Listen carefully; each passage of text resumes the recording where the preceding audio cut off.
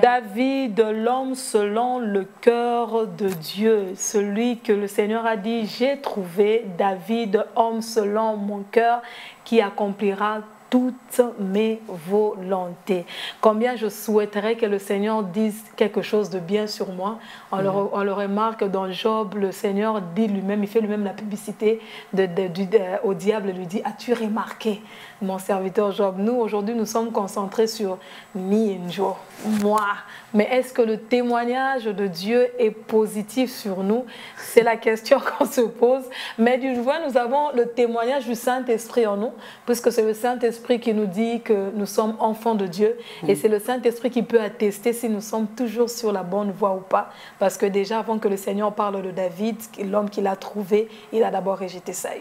Exactement. Et pendant que vous êtes en train de dire, est-ce que Dieu peut faire une pub sur nous? Moi, je réfléchissais, je disais, aujourd'hui, c'est le contraire au fait. Quand on rentre vers Dieu, on dit à Dieu, tu as vu comme j'ai fait tomber les gens. Tu as vu comme... Est-ce que tu sens comme je te sers? Au lieu de chercher au fait les contraires, et le contraire, c'est qu'il faut que le Seigneur soit fier de nous. Parce que c'est lui que nous servons. Il faut que lui commence à être fier de nous.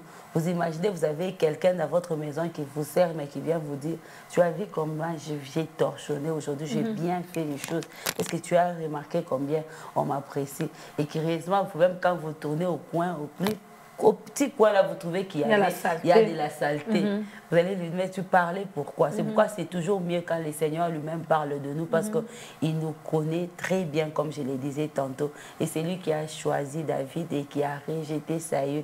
Les pauvres, il faut que je le dise ainsi. Le pauvre Saül. Pendant qu'on suivait ses pères, on réfléchissait avec la sœur Joyce, à haute voix peut-être, on réfléchissait sur ce qui se passe. Qu'est-ce qui se passe avec nous aujourd'hui?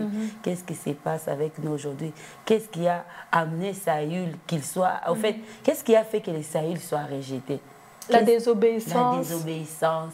Moi, je vais dire même l'excès des ailes. L'excès des ailes aussi.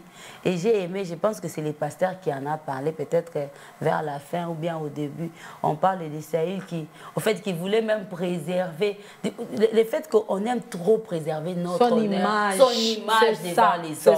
Le pasteur a dit... Il dit, regardez Saül, il dit même au prophète, pardon, c'est vrai que Dieu m'a rejeté. Mais accompagne-moi quand même devant le peuple, pour m'honorer. Pour m'honorer. Mais regardez l'attitude de David. Quand on lui reproche par les prophètes, c'est qu'il a fait avec Bathsheba. Regardez l'attitude de cet homme de Dieu. Directement, il passe à la repentance. C'est ça qui nous manque. Nous voulons sauver notre image. Nous voulons sauver l'honneur devant les hommes. Alors que ce qui compte plus, c'est notre honneur devant les seigneurs. Parce que quand les seigneurs nous agréent, ils poussent même les hommes à nous aimer. En fait, ça ne se passe simplement. Il n'y a pas automatiquement. C'est automatique. Quand nous donnons au Seigneur la joie dans son cœur, c'est automatique qu'il amène les hommes à nous aimer et à nous acclamer. On n'a pas besoin d'efforcer. Mais c'est très important ce que vous dites. Parce qu'à un moment donné, vu que vous avez déjà été élevé, par exemple, vous commencez à vous dire que telle personne me voit dans une certaine image. Des fois, c'est juste le fait de ne pas accepter que d'abord Dieu. Je dois d'abord plaire à Dieu. Il y a peut-être des personnes, je vois quand on fait un appel, est-ce que vous menez par exemple une vie de péché, vous êtes chrétien rétrograde, les gens hésitent à s'avancer vers l'autel. Des gens hésitent à s'avancer vers la chair parce qu'ils disent la sœur Bijou va voir que j'ai rétrogradé. Elle va se dire ceci. Il y a même des personnes qui aujourd'hui dans l'église, vous êtes peut-être chantre, vous conduisez le culte, vous êtes connu, mais vous commencez à remarquer une faiblesse, mais vous n'avez pas le courage d'aller dire à votre pasteur parce que vous vous dites qu'il sache aussi que je suis. Mais en fait, le but, c'est d'abord de plaire à Dieu. Parce que Saül voulait être bien vu pendant qu'il avait déjà été rejeté. Voilà. Mais quand on lui dit que tu as été rejeté, pourquoi ça ne l'a pas poussé d'abord? Pourquoi il n'a pas senti le chagrin? Pourquoi il ne s'est pas dit, prie pour moi, je dois me réconcilier avec Dieu? C'est Dieu qui m'a établi, c'est la relation à laquelle je dois tenir. À un moment donné, les relations avec les autres commencent à passer avant notre relation avec Dieu. Exactement. Et pourquoi ça passe avant notre relation avec Dieu? C'est parce que nous oublions, au fait, nous oublions de là où le Seigneur nous a tirés.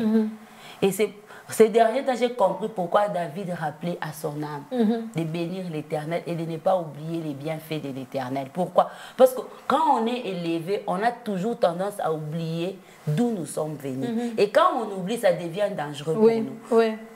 Ça devient dangereux parce qu'on aura toujours tendance à vouloir s'enorgueillir au fait. Oui. Et David faisait partie de ces hommes-là qui ne voulaient pas oublier là où les seigneurs l'attiraient. Il a même dit à sa femme, il a dit, mais je suis en train de danser devant ce Dieu qui m'a préféré à la place de ton père. Exactement. Il a dit, j'étais derrière en train de paître les brebis, je ne peux pas oublier ça. Voilà. Je peux pas. Certainement qu'il aurait même appris, s'il faut que je le dise, que quand on cherchait tous les fils d'Isaïe, son père l'avait oublié. Et ça, c'est resté dans la tête de David. Et je pense qu'aujourd'hui, nous aussi, nous devons nous rappeler d'où l'Éternel nous a tirés.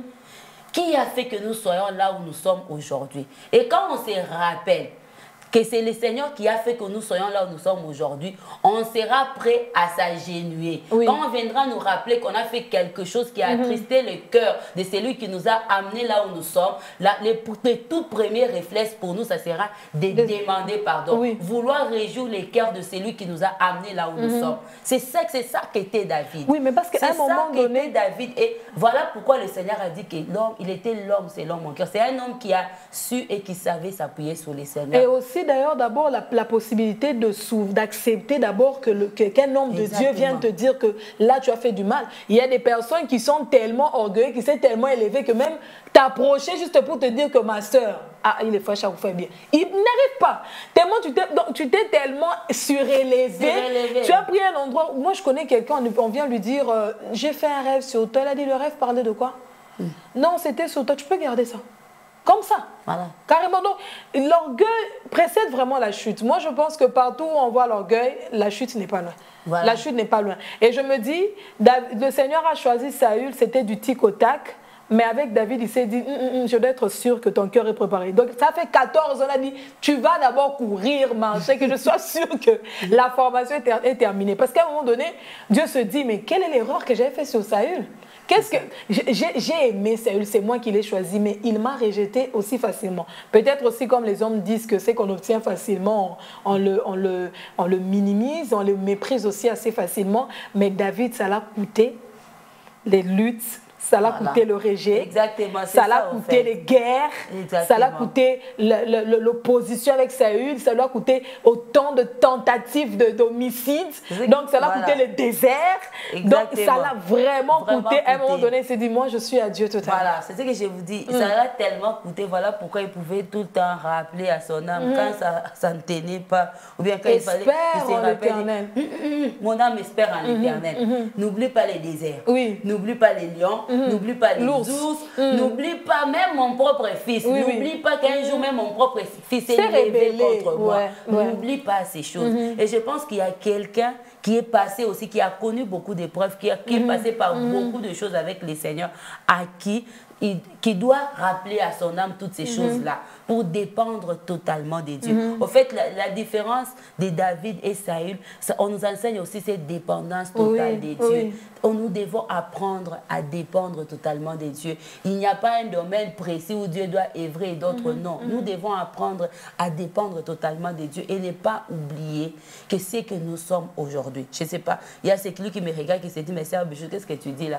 C'est que au fait, moi-même quand je me vois, je ne me vois rien. Mais je vais quand même te rappeler que les rien que tu ne vois là, c'est quelque chose. C'est quelque chose. C'est que si tu es là, c'est grâce à Dieu. Alors n'oublie pas que tu dépends totalement de Dieu. Et à chaque fois qu'il y aura quelqu'un...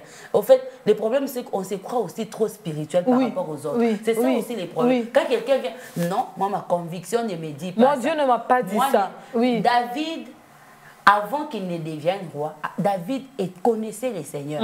Parce qu'il a parlé des dieux qu'il a défendus des ours, qu'il a défendu des lions. Et il connaît aussi ces dieux qu'il a défendus devant Goliath. Donc ce n'est pas Nathan qui viendra informer David qui était Dieu. Mais au moins, il connaissait le Seigneur. Mais quand quelqu'un d'autre vient l'interpeller sur une faute, qu'est-ce qu'il fait? Il réagit automatiquement. Il demande pardon. Aujourd'hui, le Seigneur utilise le pasteur de dimanche pendant qu'il est en train de prêcher. Vous faites comme si vous n'écoutez pas. Quand le Seigneur utilise un homme de Dieu, une femme de Dieu, peut-être c'est juste la modératrice qui est en train de parler de la repentance pour te dire où es-tu, parce que quand on parle du rejet de Saül, mais il faut voir dans quel état Saül est mort, ça n'honore pas. Ça n'honore pas. David pleure sur Saül, il dit comment les héros sont-ils tombés? Il y a une héroïne qui nous suit ce matin, il y a un héros qui nous suit ce matin. S'il vous plaît, quelle est votre relation avec Dieu maintenant? On demande à Saül de tuer, de livrer à l'interdit, mais lui, il se réserve les vaches grasses et tout. Non, non, on a livré. Tu ne vas pas faire un sacrifice à Dieu qui va remplacer ton obéissance. Non. Et chaque fois que tu vas obéir de manière partielle, ce n'est pas différent de la désobéissance. Et puis Samuel vient demander, mais qu'est-ce que tu as fait? Saül dit, j'ai fait tout ce que l'Éternel m'avait demandé de faire. Donc quelqu'un vraiment désinvolte, non, j'ai fait ce que l'Éternel m'avait demandé. Mais c'est quoi le bêlement là que je suis en train d'entendre? Il essaie de se justifier. Bien aimé, les justifications ne vous aideront pas. Les excuses ne vous aideront pas. Si l'homme de Dieu s'est tenu hier dimanche, je parle de hier dimanche, du haut de la chair en train de vous interpeller, s'il vous plaît, rentrez à l'ordre. Parce que le Seigneur n'aime pas perdre. La mort du pécheur n'est pas le désir du Seigneur. Le Seigneur a besoin de vous. Revenez au Seigneur. Comme ma mamie a toujours dit, rentre au pied de Jésus et arrange, parce que la grâce de notre Seigneur est encore disponible. Il y a un temps qui viendra où la même grâce ne sera plus disponible. Et si vous mourrez dans cet état, ça sera vraiment déplorable et une grande perte pour le royaume de Dieu. Et à tous les David qui nous suivent, restez dépendants, vraiment dépendants du Seigneur. Il ne vous décevra jamais.